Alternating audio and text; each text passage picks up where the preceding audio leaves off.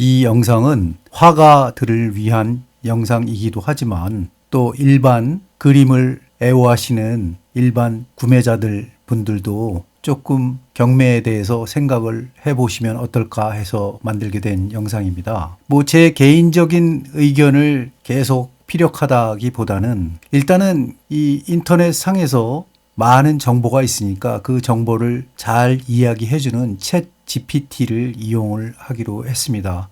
검색어에다가 소도비와 크리스티 경매에 대해서 그리고 현재 이루어지고 있는 경매가 예전서부터 지금까지 진행되어 온 과정을 한번 이야기해 달라. 그거를 8개의 장르로 표현을 해달라. 이렇게 해서 지금 얻어진 결과를 제 사견을 거의 집어넣지 않고 챗 GPT가 발표한 그 얘기를 토대로 지금 영상을 만든 겁니다. 여기에 나오는 이미지들은 챗 GPT 오픈 AI가 만들어낸 데일리 이 프로그램과 또 미드저니를 이용해 가지고 만든 영상이라 저작권이나 이런 문제에 대해서는 큰 문제가 없다고 생각을 합니다. 우리나라의 경매 시스템이 들어오기 전에 과연 외국에서 크리스티와 소도비는 어떻게 성장을 해왔을까요? 그 역사는 1700년대에서부터 시작이 되니까 꽤 깊다고 얘기할 수 있습니다. 이 처음의 시작은 자본가와 그 세력가들에 의해서 만들어지기 시작한 거는 사실이죠. 10분 내외로 영상을 만들다 보니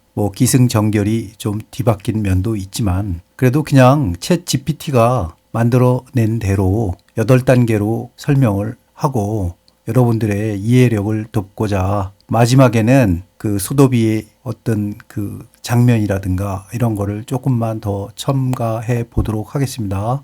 크리스티 경매장은 놀랍게도 16세기에 탄생을 하게 되는데 런던의 제임스 크리스티가 만든 처음에는 부동산 매매에 중점을 두었던 회사지요. 하지만 곧 유럽의 엘리트들, 그 구매자들을 대상으로 미술품 내지는 골동품, 수집품을 판매할 수 있는 플랫폼이 되었지요. 그게 1766년입니다. 그보다 20여 년이 앞선 소도비는 처음에는 그 희귀 서적을 거래하던 사무엘 베커에 의해서 설립이 되었지요. 시간이 지나면서 여기도 미술품을 거래하게 되었죠.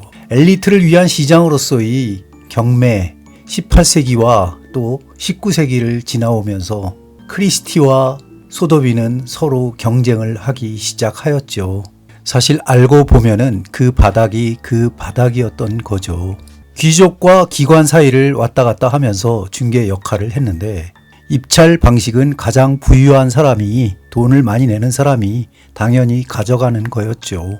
미술품 가치 평가에서 경매의 역할은 소도비와 크리스티가 서로 걸작에 대한 기록적인 가격을 설정하여서 현대 미술 시장을 형성하는 그 미술 시장의 역할을 단단히 하게 된 거죠. 이 시스템의 높은 가격 결정이 역사적 가치 지표가 됨에 따라 예술 작품에 대한 정통성을 부여했지요. 한마디로 가장 비싼 그림이 가장 걸작이다 이런 말을 낳게 된 것이었죠. 20세기에 이르러서는 경매계는 새로운 수집가에 의해 가지고 투기의 목적으로 전환이 되는데 예술품은 구매자가 부유하면은 감상을 목적으로가 아니라 수집의 목적으로 투기적 투자로 목적으로 구매하게 되면서 금융의 자산이 되기 시작했던 거죠. 이런 와중에 갤러리가 탄생하게 되는데 이 미술관 딜러들과 경매회사는 서로 연관이 다 되어 있죠. 특정 아티스트를 과대 광고함으로써 가격을 인위적으로 인상하고 시장을 조작하기 시작한 게 문제지요. 그들은 수요를 증가시킬 목적으로 종종 대중과 박물관의 예술에 대한 접근을 왜곡하여 일반인들이 헷갈리게 만든 거죠. 이 와중에 일부 아티스트는 높은 경매 가격으로 이익을 얻고 있지만은 그 반대에 있는 많은 아티스트들은 괴롭죠. 선전하는 예술가들은 가격 차이와 시장의 궤적에 대한 통제력 부족으로 어려움을 겪게 되는 거죠. 하지만 경매 회사들은 계속해서 그 권력과 통제력을 갖고자 계속해서 일을 벌이고 있죠. 이러한 왜곡된 시장은 스스로 그 가치를 높여가면서 점점 더 지배하려는 경향이 있는 거지요.